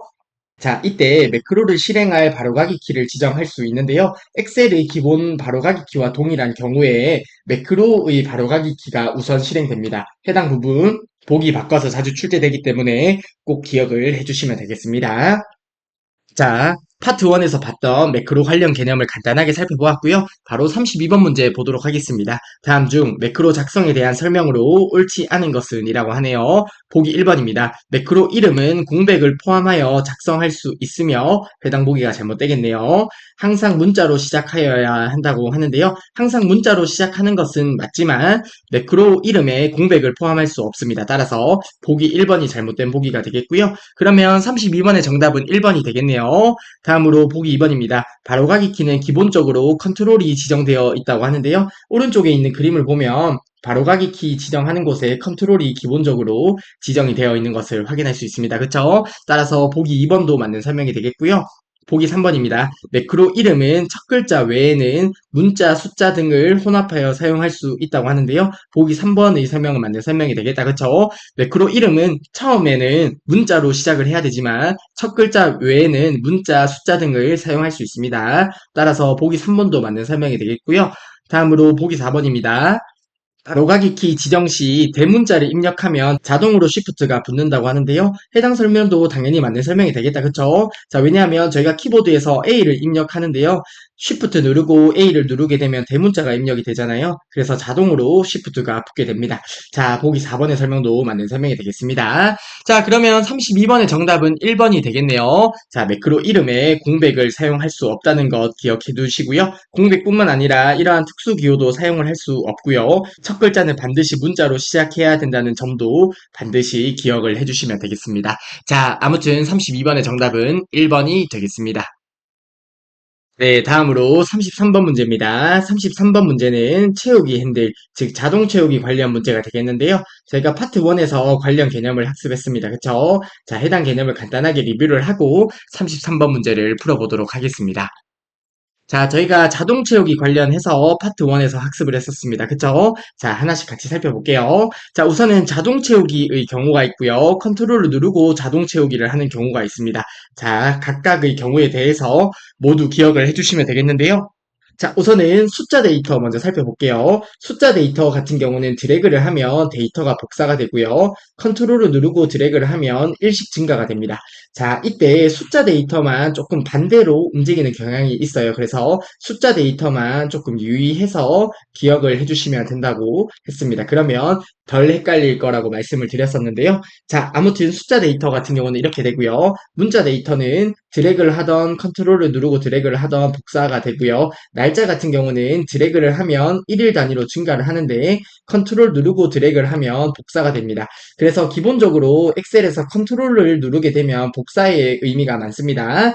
자, 그리고 혼합 데이터 같은 경우는 예를 들어서 컴알 01 같이 문자 데이터와 숫자 데이터가 결합되어 있는 것들을 혼합 데이터라고 한다. 그쵸? 자, 드래그를 하면 문자는 복사가 되고요. 숫자는 일씩 증가하는데 컨트롤 누르고 드래그를 하면 복사가 되게 됩니다. 그래서 컨트롤은 복사의 의미가 있는데 숫자는 좀 반대로 움직이는 느낌이 있다. 그쵸? 그래서 숫자를 조금 유념해서 기억을 하시면 헷갈릴 경우가 없을 것 같습니다. 자, 아무튼 해당 내용을 기억하시고요. 왼쪽에 있는 예제를 바탕으로 기억을 해주시면 되겠는데요. 자, 우선 숫자 같은 경우 숫자를 클릭한 다음에 채우기 드래그를 아래쪽으로 하게 되면 복사가 된다. 그쵸? 그리고 컨트롤을 누르고 아래쪽으로 채우기 드래그를 하면 일씩 증가가 됩니다. 그리고 문자 같은 경우는 드래그를 할 때 복사가 되고요. 그리고 컨트롤 누르고 드래그를 해도 동일하게 복사가 됩니다. 그쵸? 자, 그리고 날짜 같은 경우에 날짜는 그냥 드래그를 하면 1일 단위로 증가하게 되고요. 날짜에서 컨트롤 누르고 드래그를 하면 복사가 되게 됩니다. 그쵸? 자, 해당 부분까지 이해가 되실 거라 생각을 하고요. 그리고 문자 플러스 숫자, 즉 혼합 데이터를 보게 되면 해당 데이터에서 드래그를 하면 문자는 그대로 복사가 되고 숫자는 일씩 증가하는데요. 문자 플러스 숫자인 혼합 데이터에서 컨트롤 누르고 드래그를 하면 복사가 되게 됩니다. 자, 해당 부분까지 이해가 되시겠죠? 그리고 두 개 셀을 범위 지정한 다음에 드래그하는 경우를 생각해 보게 되면 1과 4를 범위 지정한 상태에서 드래그를 하게 되면 해당 두 셀의 차이만큼 증감이 됩니다. 즉 30 증가하기 때문에 아래로 내려가면서 30 이렇게 증가를 하게 되는 거고요. 날짜도 동일합니다. 자, 날짜가 있는 부분을 범위 지정한 다음에 아래쪽으로 드래그를 하게 되면 3일 단위의 차이가 납니다. 그쵸? 그래서 아래쪽으로 3일씩 증가되면서 채우기 드래그가 되는 것을 확인할 수 있고요.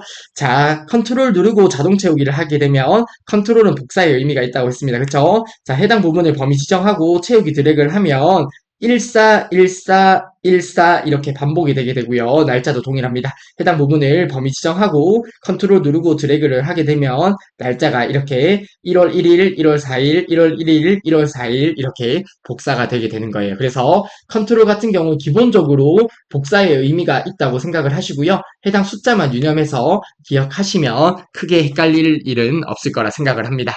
자, 아무튼 저희가 파트 1에서 살펴봤던 자동 채우기 관련 개념을 간단하게 리뷰를 했고요. 자, 33번 문제 바로 보도록 하겠습니다. 자, 다음 중 아래의 워크시트에서 A1에서 B2 셀 영역을 선택한 후에 채우기 핸들을 드래그하여 B4셀까지 드래그 했을 때 A4에서 B4 영역의 값으로 옳은 것은 이라고 하네요. 아래쪽의 그림을 보게 되면 자, 해당 부분의 범위를 지정한 다음에 채우기 드래그를 아래쪽으로 한다는 내용이 되겠습니다. 이때 A1에서 B4셀, 즉 해당 부분에 입력될 데이터를 묻는 문제가 되겠습니다. 자, 우선 33번의 정답은 2번이 되는데요. 자, 그러면 1월이 있잖아요. 이 상태에서 채우기 드래그를 아래쪽으로 하게 되면 화수가 입력이 되게 됩니다.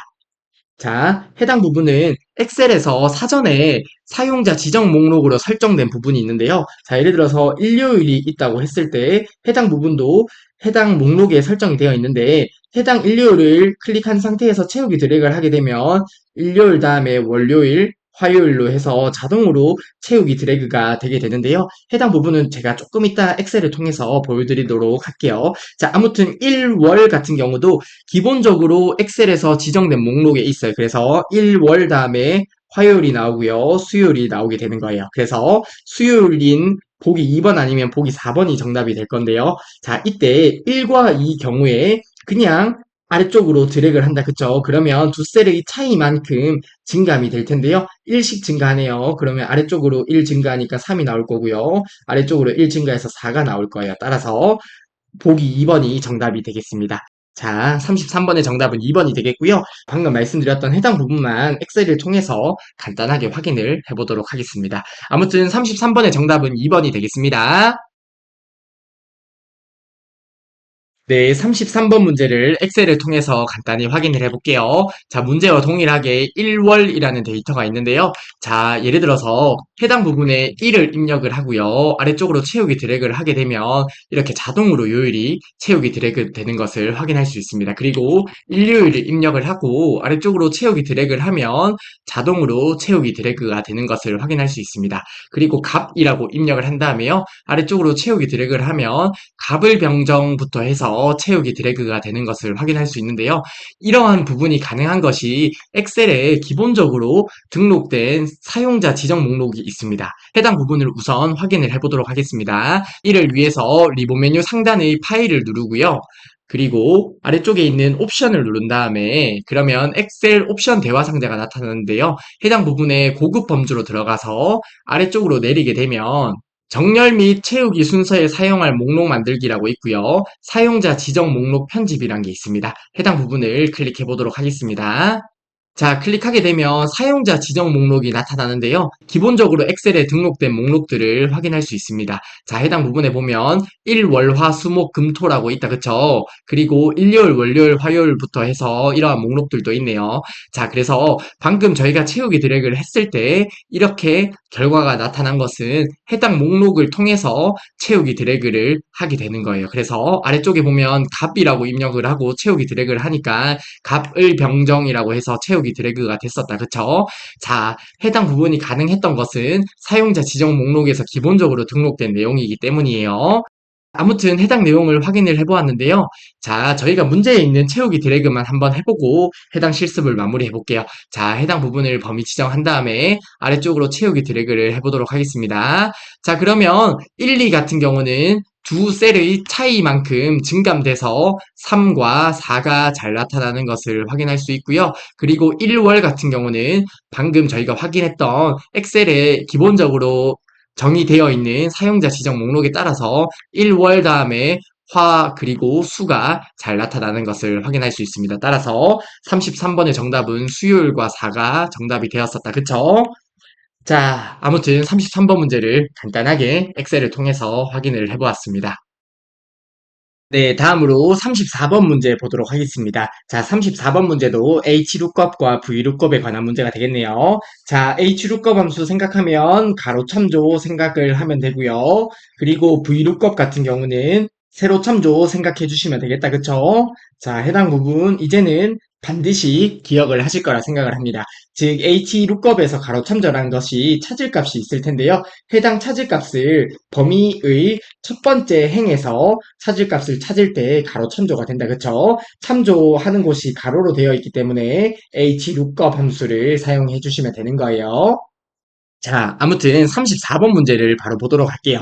표 1의 제품 코드 A3에서 A5의 첫 글자와 자, A3에서 A5가 해당 부분이 되는데요. 해당 부분에서 첫 글자를 이용하는 것 같습니다. 그리고 표 2 제품별 단가표를 이용하여 자, 표 2에 제품별 단가표가 있네요. 판매 금액을 계산하고자 한다고 하네요. 판매 금액은 판매 단가 곱하기 판매 수량이라고 할 때 판매 금액을 계산하는 수식으로 옳은 것은 이라고 합니다.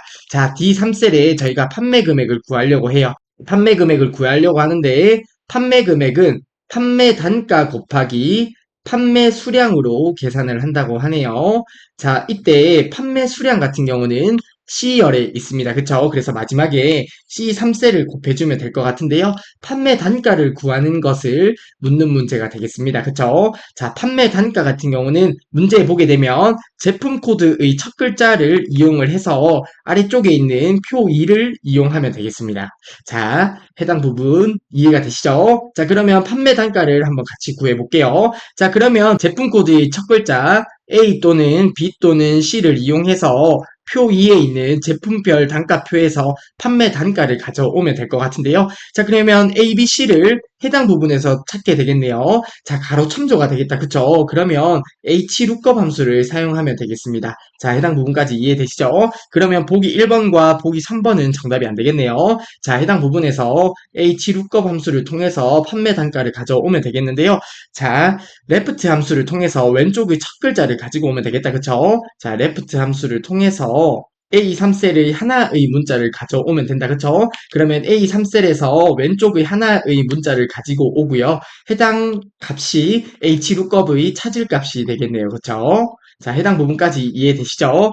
자, 그러면 보기 4번은 안 되겠네요. 미드 함수를 사용을 했고요. 보기 2번에 보면 레프트 함수를 통해서 작성한 것이 보기 2번인 것을 알 수 있고요. 여기까지만 해도 34번의 정답은 2번인 것을 알 수 있습니다. 자, 그래도 수식을 완성해 볼게요. 자, 그리고 나서 범위를 B8에서 D9셀까지 지정을 했네요. 자, B8에서 D9셀은 해당 부분이 되겠습니다. 해당 부분을 범위로 지정을 하면 되겠습니다. 자, 간략하게 범위라고 적을게요. 범위는 해당 부분이 되겠다. 그쵸? 그리고 저희가 값을 가져올 행번호를 지정해 주시면 되겠는데 저희는 A를 찾았다고 가정하면 두 번째 행에서 값을 가지고 오는 거죠. 1행, 2행이니까 행번호는 2가 되겠고요. 그리고 정확하게 일치기 때문에 0 또는 false를 지정해 주시면 되겠습니다. 자, 그래서 보기 2번에 있는 해당 수식이 정답이 되겠네요. 자, 해당 문제 크게 어렵지 않게 풀 수 있었으면 좋겠습니다. 아무튼 34번의 정답은 2번이 되겠습니다. 네, 다음으로 35번 문제 보도록 하겠습니다. 고급 필터 기능을 활용하기 위해 다음과 같이 필터 조건을 지정하였다고 하네요. 검색 결과에 대한 설명으로 올바른 것은 이라고 합니다. 자, 아래쪽에 보면 고급 필터에 사용할 조건을 지정을 했는데요. 자, 고급 필터 조건 작성 시에 AND 조건은 같은 행에 작성하고요. OR 조건은 다른 행에 작성한다고 했습니다. 자, 암기 팁도 말씀을 드렸는데요. 자, 기억나시죠? 자, AND OR이 됩니다. 자, 3, 3 뭔가 균형이 맞는 것 같은데요. 자, AND 조건은 같은 행에 작성을 해주시면 되고요. OR 조건 같은 경우는 다른 행에 작성을 해주시면 됩니다. 자, 그런데 문제에 제시된 조건을 보게 되면 조건이 같은 행에 작성이 되어 있다. 그쵸? 자, 그러면 AND 조건을 설정해 주시면 되겠습니다. 자, 그러면 35번의 정답은 몇 번이 되겠어요?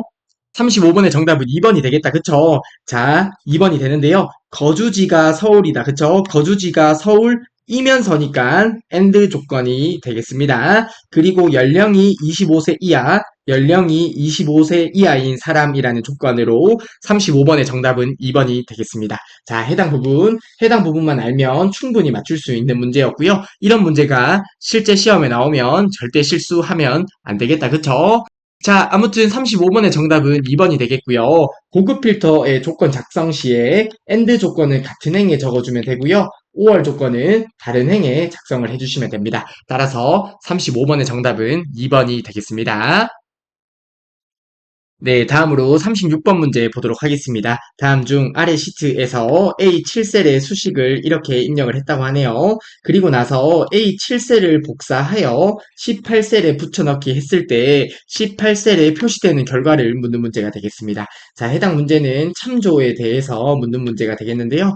자, 참조가 이런 거죠. 예를 들어서 자, A열, B열, C열, 1행, 2행, 3행이 있다고 했을 때 자, 해당 부분 두 셀을 가지고 C1셀의 수식을 작성했다고 가정을 해볼게요. 자, 해당 부분에 A1셀 더하기 B1셀을 하고요. 해당 부분에서 아래쪽으로 채우기 드래그를 함에 따라서 자, 행 방향으로 이동을 한다. 그쵸? 행 방향으로 이동함에 따라서 해당 참조가 같이 변하게 되는 것이 참조의 개념이 됩니다. 자, 그런데 만약에 해당 참조가 변하지 않게 하기 위해서 달러 고정 기호를 통해서 고정을 해줄 수 있었다. 그쵸? 자, 이러한 참조의 개념을 묻는 문제가 되겠습니다. 자, 해당 A7셀에 수식이 A1셀 더하기 A2셀로 되어 있는데요. 해당 부분의 수식을 C8셀에 복사 붙여넣기를 했을 때 참조가 어떻게 바뀌는지 생각을 해보겠습니다. 자, C8셀로 복사 붙여넣기를 했을 때, 자, 우선은 달러 고정 기호가 있는 부분은 고정이 되겠다. 그쵸? 자, 그러면 A1셀은 그대로 수식이 입력이 될 거고요. 그리고 나서 해당 A열 같은 경우도 달러 고정 기호가 있기 때문에 그대로 표시가 될 거예요. 그리고 나서 이행 앞에는 달러 고정 기호가 없다. 그쵸? 자, 그런데 아래쪽으로 행 방향으로 한 칸 이동한 것을 알 수 있습니다. 그러면 해당 참조도 행 방향으로 이동했으므로 A3셀로 바뀌게 될 거예요. 그쵸? 자, 해당 부분이 참조의 개념이고요. 해당 참조의 개념은 지금 2회 기출문제를 풀 정도면 이해를 하실 거라 생각을 합니다. 자, 아무튼 18셀에 입력될 수식은 A1셀 더하기 A3셀이 될 거고요. 그러면 1 더하기 3은 4가 되겠네요. 따라서 36번의 정답은 2번이 되겠습니다. 자, 해당 부분 이해하실 거라 생각을 합니다. 18셀의 수식은 A1셀 더하기 A3셀이 표시가 돼요. 왜냐하면 해당 수식에서 아래쪽으로 행 방향으로 이동함에 따라서 해당 참조 A2셀의 참조가 A3셀로 바뀌는 거예요. 자, 해당 부분만 이해하시면 됩니다. 그리고 달러 고정 기호가 있을 때는 행 방향이든 열 방향이든 어디든 간에 참조가 변하지 않는다는 거 두 가지만 아시면 36번 문제는 충분히 푸실 수 있다 생각을 합니다. 아무튼 36번의 정답은 2번이 되겠습니다. 네, 다음으로 37번 문제 보도록 하겠습니다. 아래 워크시트에서 A열의 셀 서식의 표시 형식의 사용자 지정을 이용하여 C열과 같이 나타내고자 한다고 합니다. 자, A열이 해당 부분이 되겠고요. 해당 부분에서 어떤 사용자 지정 표시 형식을 설정을 해서 C열과 같이 결과를 표시하려고 한다고 하네요. 이때 입력해야 할 사용자 지정 형식을 묻는 문제가 되겠습니다. 자, 우선은 A열에 있는 데이터가 문자 데이터다. 그쵸? 자, 해당 부분 저희가 파트 1에서 봤던 내용인데요. 간단하게만 리뷰를 해보고 갈게요. 자, 골뱅이 같은 경우는 입력된 문자 데이터를 표시한다는 의미가 됩니다. 그리고 별표는 별표 뒤에 문자를 셀 너비만큼 반복해서 표시한다는 의미가 되는데요. 자, 해당 부분 기억나시죠? 자, 아래쪽에 있는 예제를 보면 홍길동을 입력했을 때 서식으로 골뱅이와 님을 입력하면 해당 홍길동을 골뱅이가 받아주는 거죠. 그래서 결과로 홍길동님이라고 출력이 되는 거예요. 자, 해당 부분 이해되시죠? 자, 그러면 37번의 정답은 몇 번이 되겠어요? 37번의 정답은 골뱅이가 있는데 보기 4번이 정답이 되겠습니다. 자, 골뱅이 하고요. 님이라고 입력하거나 아니면 골뱅이 하고 큰 따옴표로 지정을 해주시면 되는데요. 작은 따옴표는 지정하면 안 됩니다. 저희가 조금 이따 엑셀을 통해서 확인을 해볼게요. 자, 아무튼 37번의 정답은 그래서 4번이 됩니다. 자, 아래쪽에 있는 별표 관련 예제도 한번 살펴보고 저희가 엑셀을 통해서 볼게요. 자, 입력된 값이 5고요. 이번에는 0이 있네요. 자, 숫자를 입력받으려고 0이 입력이 되어 있고요. 그리고 별표 뒤에 문자 기호 별표가 있습니다. 그러면 5라는 숫자를 입력받고요. 별표 아스트레카 뒤에 있는 해당 문자를 그대로 반복을 하는 것을 확인할 수 있습니다.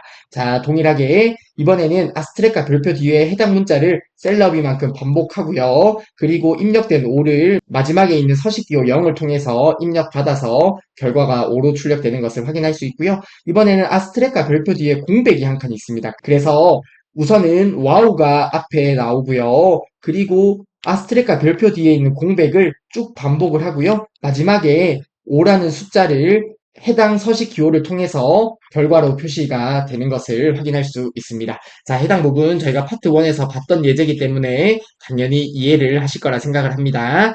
자, 아무튼 37번의 정답은 4번이 되겠고요. 저희가 간단하게 엑셀을 통해서 확인을 해보도록 하겠습니다. 네, 37번 문제를 간단하게 엑셀을 통해서 실습을 해볼게요. 자, 입력값이 이러할 때요. 자, 문제에 제시된 내용처럼 시열의 값을 변경을 하려고 합니다. 자, 이를 위해서 해당 범위 지정하고요. 오른쪽 버튼 누른 다음에 셀 서식으로 들어가 볼게요.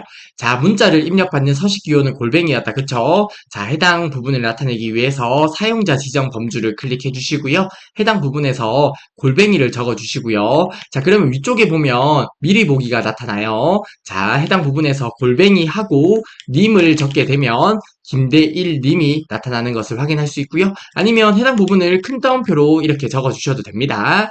아니면 작은 따옴표를 적어 보게 되면 자, 이렇게 결과가 나와요. 그래서 문제에 제시된 내용에 맞게 결과가 잘 안 나타나는 것을 확인할 수 있다. 그쵸? 자, 그래서 김대일 님과 같이 나타내려면 큰 따옴표를 입력하지 않고 입력하는 것은 되지만 작은 따옴표로 입력하면 안 된다는 거 한번 눈에 익혀두시면 좋을 것 같고요. 아무튼 이렇게 큰 따옴표를 입력해서 입력을 해볼게요. 아래쪽의 확인 버튼 눌러보겠습니다. 자, 그러면 문제에 제시된 내용에 맞게 이렇게 결과가 잘 표시되는 것을 확인할 수 있습니다. 네, 다음으로 38번 문제 보도록 하겠습니다. 엑셀에서 오름차순과 내림차순이 아닌 사용자 지정 목록 기준으로 정렬이 가능합니다. 이러한 새로운 정렬 방법은 어디에서 정의를 해주어야 되는지 묻는 문제가 되겠는데요. 자, 우선은 38번의 정답은 1번이 되겠습니다. 자, 저희가 33번 문제를 볼 때 관련 내용을 엑셀 실습을 통해서 확인을 했었는데요. 자, 엑셀의 리본 메뉴 상단의 파일을 누른 다음에 옵션으로 들어가서 보급 범주로 들어가면 사용자 지정 목록 편집이라고 있었습니다. 그쵸? 자, 해당 부분에서 엑셀에서 기본적으로 정의된 사용자 지정 목록을 확인할 수 있는데요. 그 외에 사용자가 원하는 대로 지정 목록 기준을 추가할 수 있습니다. 자, 예를 들어서 자, 과장이 있고요. 부장이 있고요. 대리가 있고요. 사원이 있다고 했을 때 해당 부분을 채우기 드래그 하거나 또는 정렬을 할 때 사용자 지정 목록을 통해서 사원 다음에 대리가 나오고 그 다음에 과장이 나오고 그 다음에 부장이 나오도록 해당 기준을 저희가 설정할 수 있습니다. 해당 기준을 설정하기 위해서는 어디에서 한다고요? 엑셀 리본 메뉴 상단에 파일을 누르고 옵션으로 들어가게 되면 고급 탭에 들어가서 사용자 지정 목록 편집에서 저희가 직접 설정할 수 있습니다. 자, 해당 부분은 저희가 33번 문제 풀면서 엑셀 실습을 통해서 보여드렸으므로 해당 문제에서는 생략을 할게요. 자, 아무튼 38번의 정답은 1번이 되겠습니다. 네, 다음으로 39번 문제 보도록 하겠습니다. 39번은 피벗 테이블 관련 문제가 되겠는데요. 저희가 파트 1에서 피벗 테이블 관련 개념을 학습하면서 아래쪽에 있는 내용을 학습했었습니다. 자, 관련 개념을 간단하게 리뷰를 하고 39번 문제를 바로 볼게요. 자, 피벗 테이블이 있었고요. 피벗 차트가 있었습니다. 자, 피벗 테이블 먼저 볼게요. 많은 양의 데이터를 한눈에 쉽게 파악할 수 있도록 요약 분석하여 주는 도구가 피벗 테이블이 됩니다. 즉, 어떤 원본 데이터가 있을 때요. 해당 원본 데이터를 어떤 행영역이나 연령역 또는 감영역에 지정을 해서 저희가 피벗 테이블로 나타낼 수 있었다. 그쵸? 이렇게 피벗 테이블은 어떤 많은 데이터를 요약 분석하여 주는 도구가 됩니다. 그리고 감영역의 특정 항목을 더블 클릭하게 되면 해당 데이터의 세부 데이터가 새로운 시트에 표시가 되게 됩니다. 자, 저희가 파트 1에서 엑셀 실습을 통해서 확인했던 내용인데요. 아무튼 감영역, 자, 다시 피벗 테이블에서 보게 되면 연령력이 있고요. 그리고 행령력이 있습니다. 그리고 나서 감령력이 있는데요. 감령력의 특정 데이터를 더블 클릭했을 때 세부 데이터가 새로운 시트에 표시가 된다는 내용이 되겠습니다. 자, 그리고 원본 데이터 변경 시에 모두 세로 고침을 하게 되면요. 피벗 테이블의 데이터도 변경이 가능합니다. 자, 이 말은 자, 해당 원본 데이터에서 피벗 테이블을 만들었어요. 피벗 테이블을 만들었는데요. 원본 데이터에 일부 변동이 있다고 했을 때 해당 변동을 모두 세로 고침을 눌러서 피벗 테이블에 반영을 할 수 있다는 내용이 되겠습니다. 그리고 피벗 테이블 보고서에서 감령역에 있는 데이터는 삭제하거나 수정할 수 없다는 내용 꼭 기억을 해주시면 되겠습니다. 자, 이렇게 피벗 테이블 관련 내용을 살펴보았는데요. 자, 아래쪽에 보면 피벗 차트가 있습니다. 피벗 차트는 피벗 테이블을 이용해서 만든 차트가 피벗 차트예요. 피벗 테이블을 이용하여 작성한 차트가 피벗 차트가 되고요. 분산형, 거품형, 주식형 차트는 피벗 차트로 작성할 수 없습니다. 그리고 피벗 테이블을 만들지 않고 피벗 차트를 작성할 수 없습니다. 당연하겠죠? 피벗 차트는 피벗 테이블을 통해서 만들게 되므로 피벗 테이블 없이는 만들 수가 없고요. 피벗 테이블을 삭제하게 되면 피벗 차트는 일반 차트로 변경이 됩니다. 즉, 어떤 피벗 테이블이 있을 때 해당 피벗 테이블을 통해서 피벗 차트를 만들면 해당 부분에서 피벗 테이블을 삭제하게 되면 해당 피벗 차트는 일반 차트가 된다는 내용이 되겠다. 그쵸? 자, 아무튼 관련 개념 저희가 파트 1에서 봤던 내용 꼭 기억을 해주시고요. 자, 해당 개념을 바탕으로 해서 39번 문제를 보겠습니다. 다음 중 피벗 테이블에 대한 설명으로 옳지 않은 것은 이라고 하네요. 자, 보기 1번입니다. 원본의 자료가 변경되면 모두 세로 고침 기능을 이용하여 피벗 테이블에 반영할 수 있다고 했습니다. 보기 1번을 맞는 설명이 되겠고요. 보기 2번입니다. 작성된 피벗 테이블을 삭제하게 되면 피벗 차트는 자동으로 삭제되는 것이 아니라 일반 차트로 변경이 됩니다. 그쵸? 따라서 보기 2번이 잘못된 보기가 되겠고요. 39번의 정답은 2번이 되겠습니다. 자, 보기 3번입니다. 피벗 테이블을 삭제하려면 피벗 테이블을 범위 지정한 다음에 딜리트 키를 누르게 되면 피벗 테이블을 삭제할 수 있습니다. 보기 3번은 맞는 설명이 되겠고요. 보기 4번입니다. 피벗 테이블의 삽입 위치는 새 워크시트뿐만 아니라 기존 워크시트에서 시작 위치를 선택할 수 있습니다. 보기 4번도 맞는 설명이 되겠습니다. 자, 예를 들어서 저희가 A라는 시트에서 작업을 하고 있다고 가정을 해볼게요. 이때 피벗 테이블을 새로운 시트로 해서 삽입을 할 수도 있고요. 아니면 저희가 작업하고 있던 A 시트에서 다른 셀 위치에서 피벗 테이블을 위치시킬 수도 있겠습니다. 아무튼 보기 4번도 맞는 설명이 됩니다. 자, 그러면 39번의 정답은 2번이 되겠고요.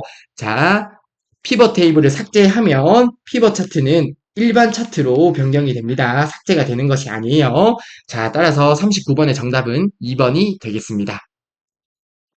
네, 드디어 40번 문제네요. 자, 40번 문제 볼게요. 다음 중 페이지 설정의 시트 탭에 대한 설명으로 옳지 않은 것은 이라고 하네요. 자, 저희가 페이지 설정하는 것을 파트 1에서 인쇄 부분에서 학습을 했었다. 그쵸? 자, 해당 부분에서 시트 탭만 간단하게 리뷰를 하고 40번 문제를 보도록 하겠습니다. 자, 저희가 페이지 설정하는 것을 파트 1에서 학습을 했었는데요. 자, 해당 부분 기억나셔야 돼요.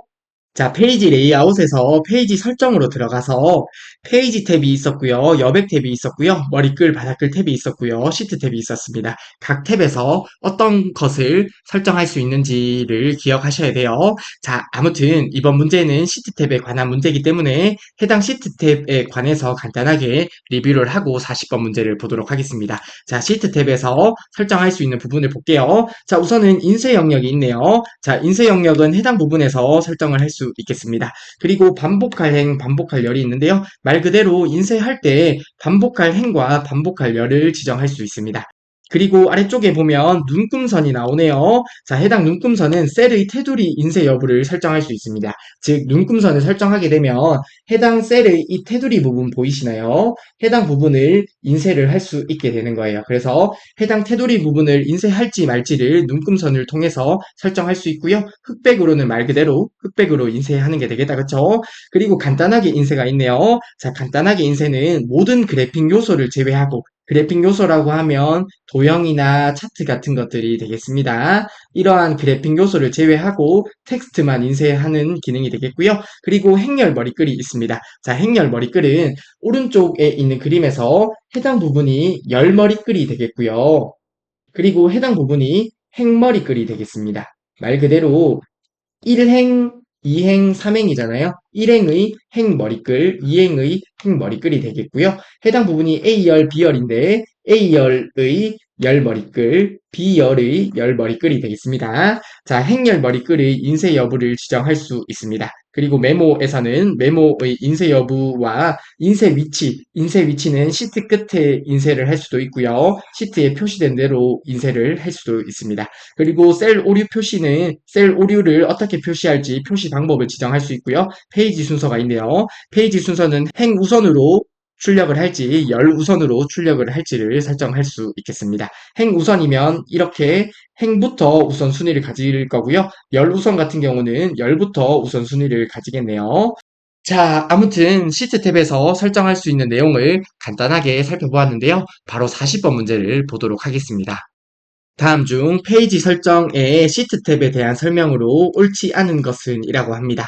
자, 보기 1번부터 볼게요. 행렬 머리글 항목은 행렬 머리글이 인쇄되도록 설정하는 기능이라고 하는데요. 보기 1번은 맞는 설명이 되겠다. 그쵸? 자, 행렬 머리글이라고 하면 열 머리글은 A열, B열, C열, 행 머리글이라고 하면 1열, 2열, 3열과 같은 부분이 되었습니다. 그쵸?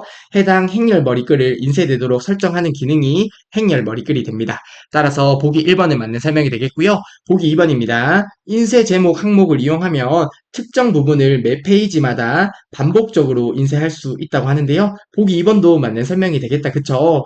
자, 해당 인쇄 제목 유념해서 보시고요. 이전 시트로 한 번만 넘어가 볼게요.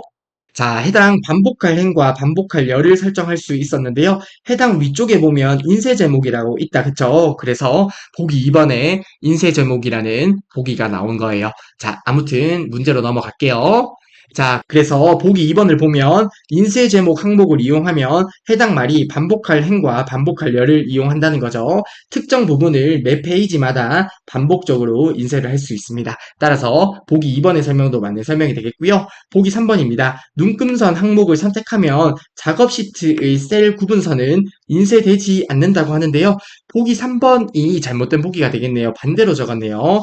자, 눈금선 항목을 선택하면 셀 구분선은 인쇄가 되는 것이겠죠. 따라서 보기 3번이 잘못된 설명이 되겠고요. 따라서 40번의 정답은 3번이 되겠습니다. 자, 보기 4번입니다. 메모 항목에서 없음을 선택하면 셀에 메모가 있더라도 인쇄되지 않겠다. 그쵸? 따라서 보기 4번도 당연히 맞는 보기가 되겠습니다.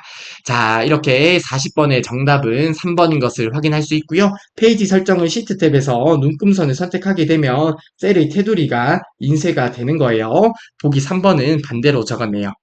자, 아무튼 이번 시간에 2회 기출문제의 스프레드시트 일반 문제를 모두 풀이해보았습니다.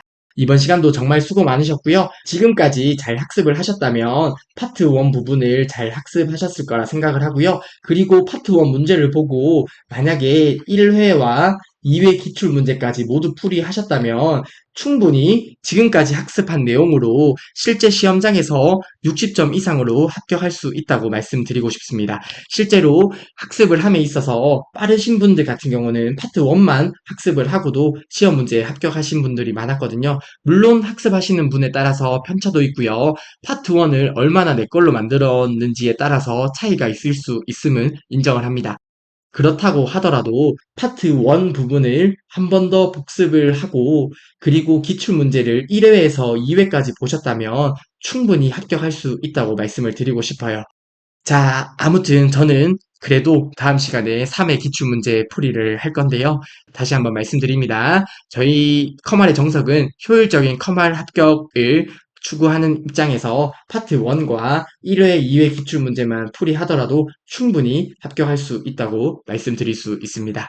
아무튼 이번 시간은 여기까지 할게요. 이번 시간도 정말 수고 많으셨고요. 저는 다음 시간에 3회 기출문제를 풀이하도록 하겠습니다. 정말 수고 많으셨습니다.